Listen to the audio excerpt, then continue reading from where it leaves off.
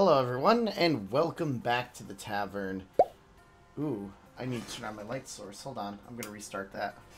That'll probably be a little bit better to get my animations working better. Take two. Hello everyone, and welcome back to the tavern. I figured today we would take a little bit of a slightly different detour than what we normally do. Instead of looking at musical reacts, I wanted to go back and revisit epics. At least some things from Epic. The creator of Epic, I guess the community calls him Jay for short, ends up having a lot of behind the scenes stuff that he ended up recording and kind of talking to people about. So what I wanted to do was take the next couple of videos to kind of go through a lot of the Easter eggs and thought processes of what he was doing. So I have a couple of videos posted, or given to me, I should say, in a playlist that we're just going to kind of react to. I want to see how close I was to a lot of the information that he was given, that he gives the community about certain influences or certain musical motifs or whatever. And I just kind of want to see how close I was to those reactions, besides, of course, whatever the community has put over, because you guys have clearly gone through and picked up a lot more things than I have, but I'm glad you're all enjoying these reactions as we're doing them. I just love this series in general. Like, Epic has been one of those musicals that I have really enjoyed listening to a lot and kind of putting my own thoughts and interpretations. So I really want to hear from what the composer now has kind of in store for everything. I've noticed some of you have started to give me some ideas of things to either talk about or react to in the comments in the most recent videos. Continue to do so. If there's a particular musical, a particular game, a particular franchise that you think I would really enjoy, please post it in the comments. We have a list already started, thanks to myself, my manager, and my editor, who's been working on things behind the scenes just to bring a lot of this stuff to you. But I just want to see how this works. I want to see how close I was to getting some of these things right. And I mean, in general, I just want to listen to more information about Epic in general, because I have been obsessed with this and I will continue to be obsessed with this. So I have I think it's 7 videos total that is going to be kind of yapping about Epic itself.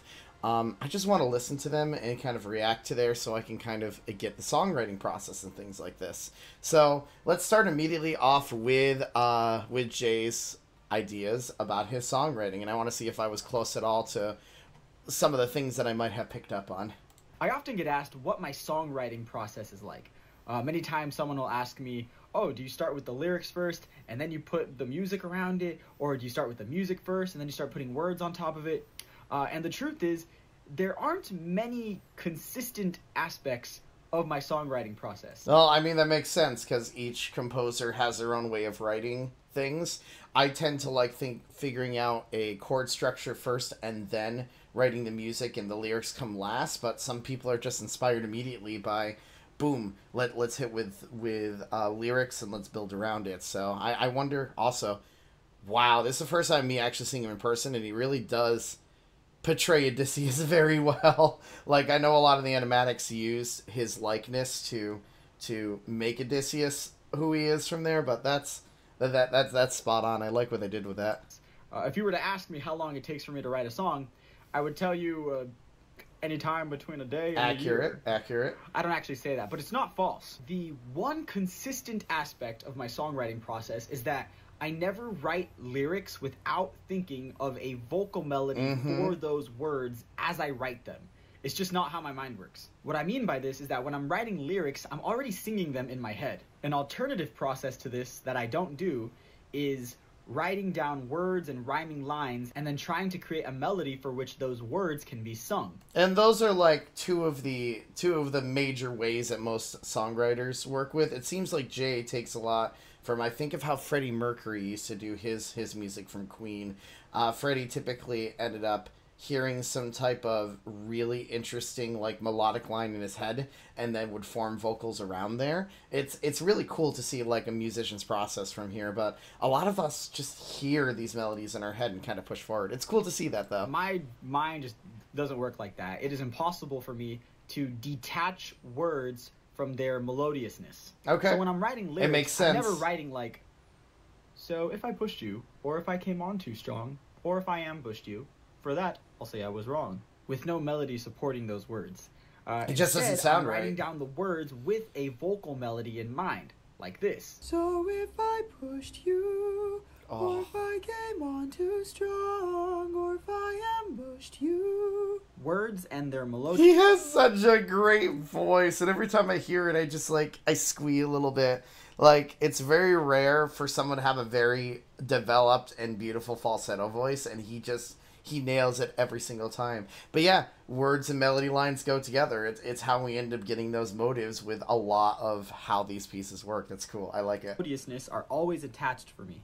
Other than that one singular aspect, I don't know that there is any other major consistent part of my songwriting. Probably process. comes right it really through. Depends on the song. For example, the song I was just singing, which isn't released yet in Epic, was a song that I wrote all of the lyrics and vocal melody, of course, and the chords for on piano before I did a full orchestration of it. Nice. That means that I sat on a piano like this, and I was just kind of mumbling lyrics and words to myself, trying to figure out how the song goes. Like, so if I pushed you, or if I came Oh, I'm curious what this song's gonna be then.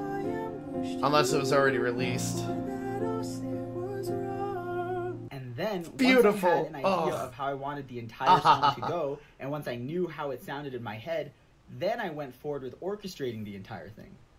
So if I pushed you, or if I came on too strong, or if I ambushed you, for that I'll say was wrong. I love... Uh-oh, what happened? What happened? Did I skip ahead on accident? I might have.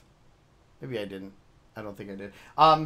I love seeing the process for songwriters to go through this, because there's so many different ways to write a song. A lot of it is just poetry. That's all like songwriting kind of is from there. It's just how we end up creating those melodious lines is kind of how we differ as musicians. And to kind of see that he hears these melody lines and then puts the lyrics to them is... It's cool to kind of see it be shaped from there. I wonder what that other song is. I already kind of like how the orchestration of it sounds, though. Now, when I was in college, I was always told by other students or by my professors that the process to write a song should be such that you can do the entire song only on piano first before you start orchestrating it. Interesting. And they were all super amazing professors and students. However, in my personal experience, I found that didn't always work the best for me. My personal belief is that the very essence of creativity is exploration. And so I found that when I allow other doors, other processes, and other methods of creating a song to be open, I find that that's where I thrive the most. So, for example, the song Dangerous, which is another unreleased song in Epic that Hermes sings, when I was writing that song, I knew what I wanted the vocal melody to sound like, but I did not know the words in which I would put into that vocal melody. And so what I did instead was I continued forth with a idea of what the song will sound like, and then I start experimenting more with specific lyrics. And that's just a cool process of way to do this. You picture something in your head and go forward. I mean, through music school, I went through the orchestration thing. They always had us take a piano part and try to re-orchestrate it there, but things do not have to start with just piano. The musical process can really start from anywhere.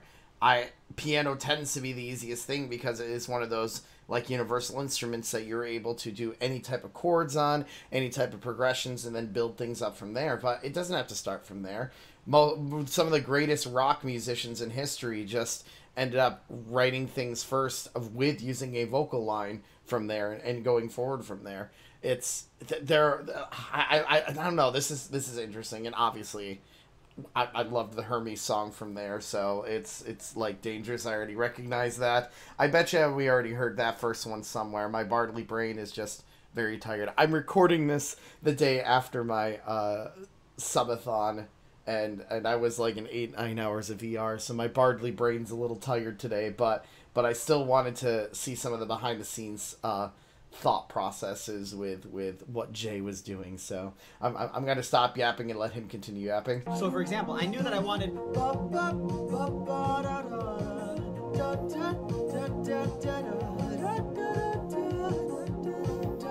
melody lines come first, always. But I didn't know yet the exact words, so I kept going forth with like making the full song orchestration wise, knowing what I wanted the song to be about, but not knowing the exact words and syllable separation for every single line. So you just get the melody, write the orchestration, then the lyrics eventually come in there. It's fun. Like, there's so many methods, and I love to see this. This feels very similar to my own thought process for this, but I more start with the chord structure. The chords are like the building blocks for me for music, so having that chord down there, a melody line appears once those chords pop over, and then I do the orchestration. I haven't written music in a long time, but I always remember the process. I remember when I was in orchestration classes back in college and everything, so it's cool to see like these actual things that my own professors taught me, you know, pop open for like for me to see, and that it's kind of universal in the way that we think about things. It's cool. I like it. Until I eventually got to First stop, uncharted waters. When lost, look towards the sky. Follow the North Star, no matter how far you think you go when you keep on rowing. Yeah. And so as you can see, that's a very different process than the one that I used when I was writing Not Sorry for Loving You. In Not Sorry for Loving You, I started first with the lyrics tied to the vocal melody and a piano version of the song. And when I was doing Dangerous, while I didn't know all of the exact lyrics yet, I knew what I wanted them to sound like, I knew what I wanted the vibe of the song to be, and I knew what the general content of the song was, and so I moved forward with continuing the orchestration for the song and then diving into the lyrics, specifically the syllables and what exact words am I using for each line. There are many other times... That's cool, just to have those two thought processes. Every song is different. You're going to have a different way of how you approach things. One might be, you know, the story you want to tell immediately. The other, it might be a vibe or a groove. It's so cool to see this. Like every song, it no wonder this takes such a long time. I mean, writing one song, yeah, thinking about it, like going back to the Beatles era, them releasing a song, an album took days, weeks, months of processes for there. And this was 4 guys sitting in pretty much a quiet room with equipment, just trying to let their creative juices go. It takes a long time for these processes to go, and if you've not seen the I can't remember, there's this Beatles special that they did on Disney Plus, and that I think it was them recording their final album together as a group. And just to see the creative process behind it, it's another cool idea of how this is going from there. But just seeing these it's cool. I love seeing these processes. Like, for example, The Horse and the Infant, where I was writing the orchestration at the same time as I was writing the lyrics. So if I had an idea for what the lyrics might sound like or what the orchestration could be or the music, I would do those hand in hand. And so I guess the point of me saying all this is that, 1, my songwriting process is inconsistent. So is everybody else's. That's why it makes it's fine. Terrifying and stressful, but also beautiful and fun. And 2, that in my personal opinion, the essence of creativity is exploration. Very true. And so yes, if you tell yourself that there's only one specific way to go Never. about writing a song or creating anything, then you are putting restrictions on your own creativity. I was in a very low place in my life right before I wrote Not Sorry for Loving You.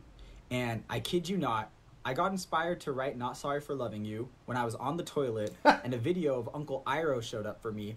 And I immediately was like, I know what I need to do. And then I wrote Not Sorry for Loving You in one night after months of struggling to get the right calypso song and the right feel for these characters. It just hit me all at once. Inspiration is always fleeting, but it always exists. The very essence of creativity is exploration of the mind.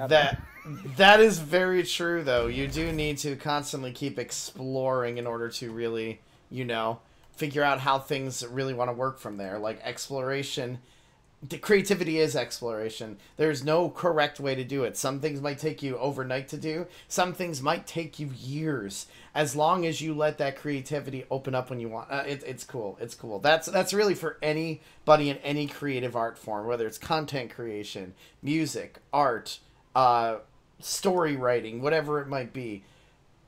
We find inspiration through different things, and it's so cool. It's so cool. All right, these are apparently some Easter eggs that were in Epic. So I wonder what Easter eggs I have probably missed. I wonder if they had to relate back to the Odyssey. Nestor, secure Helen and Protector. Neo, avenge your father, kill the brother. What are some of your favorite Easter eggs that you've put into Epic so far? Great question. The first one occurs right at the beginning of Epic. All right. The clock sound effect that we hear in The Horse and the Infant. All right, my brothers, listen closely. Athena is watching. Later on, at the beginning of... Right! Athena, with the clock being a potential representation of Athena as well. I didn't even think about that.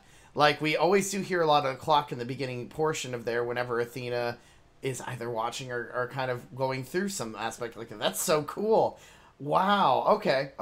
Then I wonder if that relates a lot to the instrumentation from there. Is piano plus clock have to do a lot with Athena? Remember them. The soft electric guitar is playing the melody of "We're up, we're off, and away we go" from Full Speed Ahead. This is not the end. In Ruthlessness, when I'm pretty sure I remember that whole thing. I might have counted that forward there. Maybe I didn't hear that before, but that's cool to kind of have that like little. It's musical Easter eggs. I love putting musical motives back in there. Poseidon says, "I mean, you totally could have avoided all this. Sad you just killed my son." There's a trumpet that goes, "Ba, ba, ba, ba, ba," and that's the melody for the storm. Hey, I'm pretty sure I heard that because I knew there was a lot of. I said there was a lot of motives about the storm going in there. Oh, cool. Again, when it comes to melody lines being brought back with emotives, my ears can tend to hear that really cool. But to get it like reaffirmed is really cool, and you know, just to hear it even more from there is even cooler. This is essentially confirming that storm was sent by Poseidon to block the path to Ithaca. Now, there are a lot of Easter eggs that aren't necessarily musical, but they are in place in Epic because of some of the inspirations behind them. For example, Hermes is supposed to be like that awesome NPC in a game that shows up right before a boss fight, kind of like a merchant, and where you can get like a power up from. And that's why I love Hermes so much. The Cyclops version... Hermes really made me like laugh during that entire time, so that makes sense that Hermes would be like the cool NPC, and I'm like, yeah, it makes sense there. I like that little Easter egg. Versus the Chimera fight in Done For is sort of a reference to Yu-Gi-Oh! And Pokemon, which I played so much growing up. For the roar of the Cyclops in Survive, I tried to make it sound like one of those Titan transformations in Attack on Titan. Nice, okay. Athena's ability to have instantaneous telepathic conversations is kind of visually inspired by the dive to the heart stages in Kingdom Hearts. Is this a Kingdom Hearts nerd too? Wait, the Athena conversations were like dive to the hearts? Honestly, that makes sense because... Wait, didn't I kind of say that with one of the animatics? Like, at least one of the animatics ended up showing... I think Odysseus was looking into the pool when Athena was about to talk. It might have been after oh god... Believe in Them. I think that was the name of the song. Like he looked in there and I'm like, this is so Kingdom Hearts like. Okay, cool. My Kingdom Hearts brain is squeeing right now. Ugh, okay. Kind of visually inspired. That's so cool. By the dive to That's the so cool. I love that. Hearts, especially in My Goodbye. Yep. There are also some visual Easter eggs that haven't happened yet, so I haven't really had a chance to show you, but I want to tell you about them because I am very excited for them. For example, Eurylochus carries a giant sword, and as a sort of reference to Cloud, I want Eurylochus' outfit to maybe have one armor shoulder pad with the other one open, just like Cloud's drive from Final Fantasy VII. So, like, probably those who make the animatics listen to this and are like, huh, we're going to make this guy's dreams come reality when we do our own animatics. Oh my gosh, so... So he's just Cloud. Okay, I'm cool with that. I can totally see that. In Legendary, there are some moments where I want either in the background or maybe Telemachus is holding it, I want to see a wooden sword. This is another reference to Kingdom Hearts. In the first game, earlier on, you would carry around a wooden sword as your weapon. That's now, cute. This is a sadder Easter I like egg, that. but I still want it to happen. So, you guys know the story of Odysseus' dog. I want us, even if it's for just a moment, in the background of Legendary, I want us to see that dog, whether he's like walking with Telemachus and he's kind of like bouncing to the beat. I don't know yet, right? But I want to see that dog in Legendary, and then I don't ever want to see that dog in Epic again. Oh my god, that's so sad. Do you... I'm assuming most of the fandom must know a little bit about, like, the dog from Epic, right? Right? Here, let me do a quick search for those who might not like, you know too much about it. But Argos, I think was the dog's name. It was what was the thing about Argos? I'm trying to remember because it's been a while.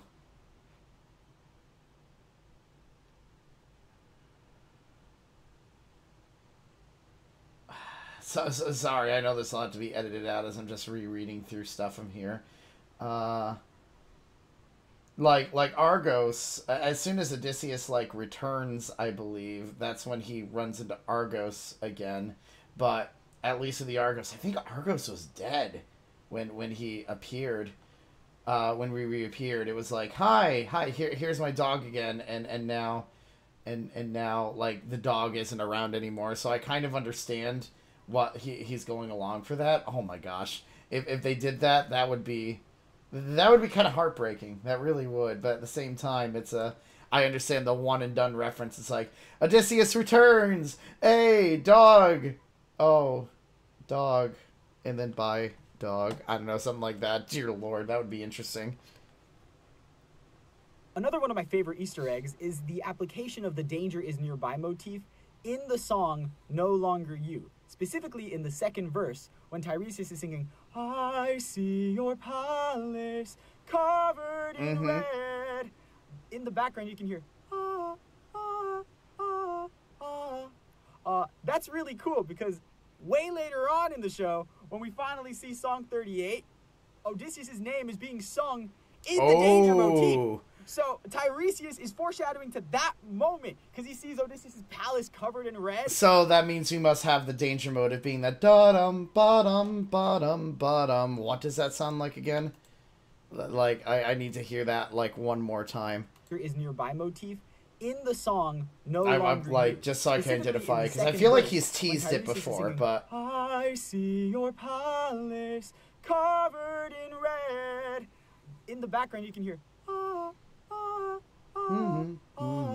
They'll have to listen for the da-da-da-da-da-da-da. On in the show, when we finally see 8 notes are a motive. That's going to be cool. That's going to be cool. In the danger motif. So Tiresias is foreshadowing to that moment because he sees Odysseus' palace covered in red. Do not give me the pampa. Okay. Yeah, no, I'm excited for that. I knew there was some type of danger motive being used, but if that's what it's going to be teased later on when Odysseus returns, that's going to be really cool. Speaking of the danger motif, maybe this will kind of help me to really solidify what the danger motive was, because I feel like I might have identified it, but this is going to at least help solidify if it is or not. There's a motif in Epic called the danger is nearby motif, and it's one of my favorites throughout the show. As the name suggests, it usually appears when danger is nearby in some way, shape, or form. Think of it as that little blue fairy, Navi, from The Legend of Zelda. Like, Navi! Hey, that's a good one. Woo. The first time we hear this motif is in the very first song.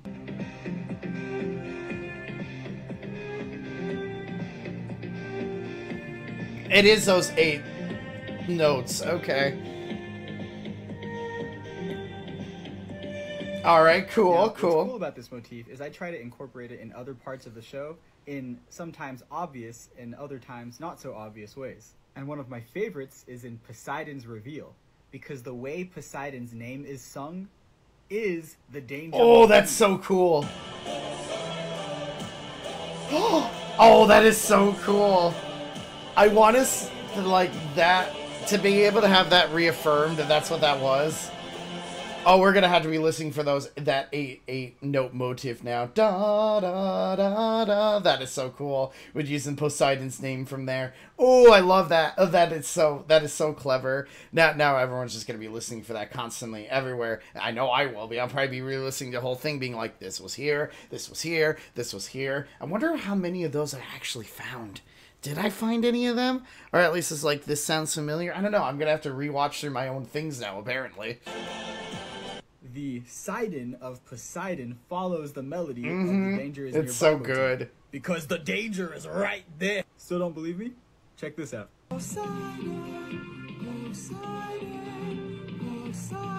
Yep. It's so good. Oh, I love when composers do this trick. Right now, you might find that the danger is nearby motif shows up more often than one might initially think. Because there was always this one motive line that kept coming back, and I'm pretty sure that's probably what it was. But all right. So Athena's motive. I at least know the piano part was a lot to do with Athena, but I guess she had a particular melody line that maybe I never caught. I guess I'll find out now. This is Athena's motif. Okay, yep. I was like, that definitely shows her. Adjustments to it so that it can be played on a triplet style beat, like 1 2 3 4 5 6 1 2 3 4 5 6 1 2 3 4 5 6, and it sounds like this.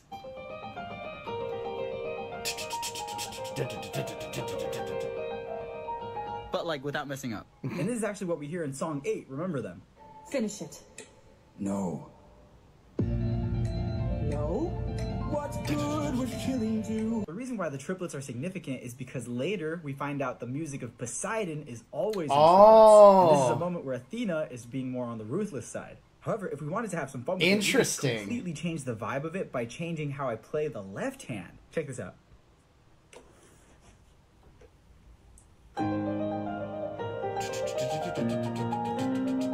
So triplets are Athena. Okay.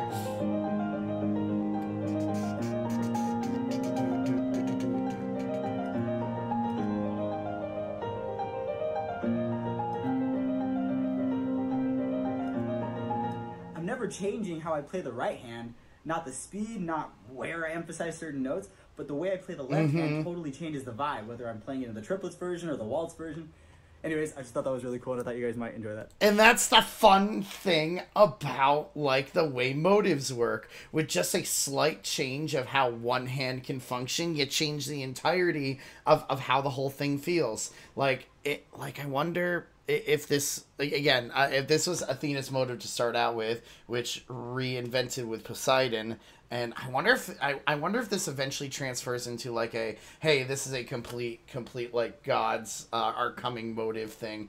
I need to re-listen to Hermes and Circe again just to see if maybe they have some type of triplet pattern somewhere. It might not be that da da da da da da da da da da da da da da, but I'm really curious if other gods might have some type of variation of that motive going in there. It's just, again, the piano was one of the major things, being like, I knew that had to be like something from there. But anyways, Underworld. This is exciting to watch this because it's like, I'm glad that I was partially picking up on things, but now that I know exactly what Jay was initially going for, this is like even more exciting for this. Recording process or Underworld? My God, the Underworld saga made me cry, so I'm very curious, like, what other things might have happened with this. So the interesting thing about the Underworld saga is that even though it's the shortest saga in the musical, it's also one of the most difficult ones. Mostly because of song 18, The Underworld. If you ask any of the cast members which of the songs was their least favorite to record, there's a pretty decent chance they say The Underworld. And it's because the ensemble harmonies in that are so much. One of my favorite moments in particular is this moment here. And why would you let the Cyclops live when ruthlessness is mercy? So sometimes we'll have a person record different parts of that 5-part harmony.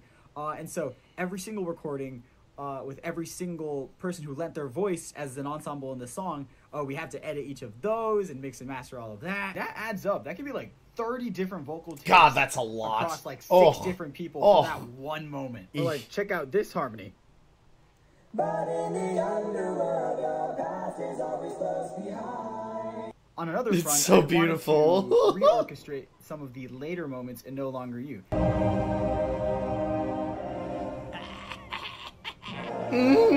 That was such an intense moment hearing that. Oh, yep. That was so intense from there, and like that's a saga that really made me cry more than anything from over here. The amount of emotions that just all of those songs together kind of put there. How Kingdom Hearts-esque is, all the callbacks to every single thing on Odysseus' Adventure was. It was heartbreaking. Like I had to like stop after apparently the mom's melodic motif. And that's, I'm very curious about this because when I heard this, it was heart-wrenching. And I think I read, or at least somebody telling me, that this was Jay's mom who sung this part to there, which makes it even more heart-wrenching. And if this is like reaffirming that, I'm gonna be like, ugh. Odysseus' mom's melodic motif is the same as Odysseus' melodic motif, except it is played okay, on piano so same melody guitar, line together, and it is played in major instead of minor. uplifting. Yep. Let me show you. So, this is Odysseus' melodic motif. Which it introduced a long time ago. Hear it Yep. all over the show whenever Odysseus is using his cunning or he's planning something. But if you take that same melody and put it onto a piano, it sounds like this. But now, if you turned it from minor, It's major, such a cool like you difference have from there. Odysseus' mom's melodic motif, and it sounds like this.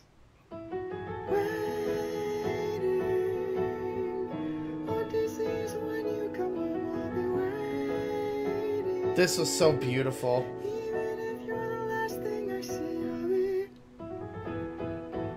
Major can do a lot to a song. Major can do so much to a song. Like, it can change how things just feel. It can bring such emotional things back that you're just not expecting. And it's, it was like boom to me when that hit there, and knowing that is Jay's mother as well. But yeah, using Odysseus's motive as major instead of minor, that's very clever, like to show family bonds and everything like that. So I guess the end of the Underworld was considered the end of Act 1. So he's been working on Act 2, and if the next one's called the Thunderbringer Saga, so I'm very curious when it's coming. This was not released that long ago. I think it was just, 2 days ago. And I'm recording this.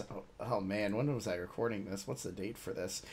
This is like beginning of June. So like this was just recent news, and I've not seen this yet. I'm excited for it, as obviously when the Thunderbringer Saga comes out, we'll be immediately reacting to it and kind of continuing our things. But let's see the update for Act 2. Here's an update on Act 2 of Epic, and more specifically, the Thunder Saga. Number 1. Cover art. While I can't show you the official cover art just yet, what I can show you is my concept version of the cover art, which is, might I say, pretty impressive. Ta-da! I don't even know if you can see it. Okay. Okay. So as you can see, very detailed illustration here. We have lightning headed downwards towards the ship. Good old We have Zeus, the ship probably. here. Those are the oars. And we have the water. And because I'm feeling so creative right now, I might even add a little fishy. Oh, I like Right there. I Fish like are his not gonna be personality in the cover a art, lot. but, that is sort of what the cover art is looking like. We use a different color scheme for this one, which I'm very excited about. A lot of the Act 1 cover arts revolved around blues and oranges and pinks and stuff. And so for this one, we're doing a heavy emphasis on like yellow-orange for this saga, for the Thunder Saga. And I'm very, very happy with how it's coming out. I mean, that makes sense from there, especially the Thunder Saga. I'm assuming is going to have to do with like Odysseus's interactions with Zeus. I think Odysseus had interactions with Zeus, like, right? I think. Now I'm not 100% sure. I'm pretty sure it was. Hold on, looking again just to see what the next, because the next part of the story, yeah, it's supposed to be about like Zeus now, because that's the next issue that going with is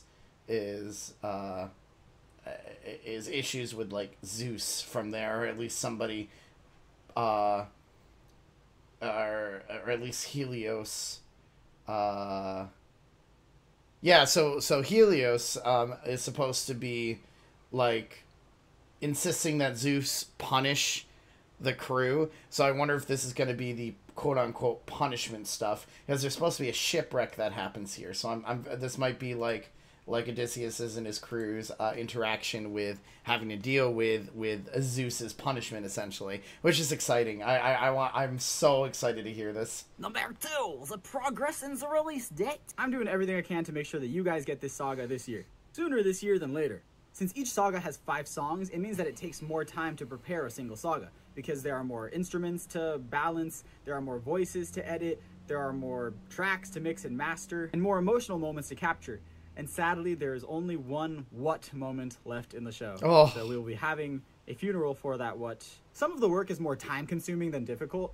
For example, in Scylla, I don't know if you guys have seen one of my older Scylla videos, but the way that we create Scylla's voice effect is that instead of recording opposite harmonies for her, we actually duplicate her original voice track, that's cool. and then we pitch those duplications up and down so that they harmonize with the original track. And that creates this really weird synthetic voice style that I feel like is so awesome. That'll be cool to hear. Now, as for the vocal performances, let me tell you, everybody is bringing their A game. We recently re-recorded some of the vocals for Thunderbringer from Luke, and oh my gosh, the way he says, "Pride is a damsel in distress." I love how he says, "distress." All she can not to confess. I can't stand this, because this is just like music nerds nerding out about like music and things they record. I would do this all the time with some of my covers. It's just like, ooh, I loved how I said that. I'm super excited for this. Like, oh, I want it now. I want it now. I love how he says, fast. It's so cool. Number 3, the mystery songs. I've done my best to keep songs 21 and 22 a secret for years. This is because I believe that the absolute best possible experience you can have going into songs 21 and 22 is by going in completely blind. What I can say is that they are coming out absolutely awesome, and I think you guys are in for some surprises, as these are events that do not occur in the source material. Oh! And, yeah, I don't want to say anything else, because I don't want to spoil it for you guys, but I'm very, very excited about them. So yeah, long story short, Thunder Saga is in the works. I'm doing everything I can to make it available to you guys as soon as possible. I want it this year, sooner this year. And, yeah. I appreciate you guys so much, and, He is such a great personality on him. Oh my gosh, like songs that are going away from the source material. What are you plotting, Jay? What are you plotting, sir? I am excited to see this. Oh boy. Yeah, no, this actually helps me even like with more listening for here when I go back and probably listen to these, because let's be honest, these are all my Spotify things. I'm humming them constantly since I got involved in this community, but I'll be excited to see what happens when we finally get the Thunderbringer saga and in these mystery songs. I want to know what they are. I need to know, chat. I can't believe I said chat again. I'm not streaming. I need to know, YouTube. I need to know. What do you think the mystery songs are? Obviously, we have no like idea from this, but what are some of the theories you all have? I'm curious. If you have any theories, put them down in the comments, because I'm curious what could be cooking. What could be cooking? As normal, thanks so much for joining me as I'm kind of going behind the scenes stuff. I'm glad to see that some of my ideas and the motives might have been there, but you guys are more spot on than I am half the time, and you've helped me to go back and re-listen through things. So, by all means, put your theories down in there. If there's any other things, music-wise or game-wise, or anything you want me to react to, put them down in the comments, and we'll definitely see if we can get things started from there. But, as normal, like, subscribe, comment, do all those things, help out the algorithm. I think by the time this goes up, we'll have our community membership stuff started. So if you want to help fund and run the channel a little bit, all of that should be active from there. But that is, honestly, I'm just glad to have met so many of you from that point. Well, until next time, this is Suno Shecano signing out from the tavern. Bye-bye!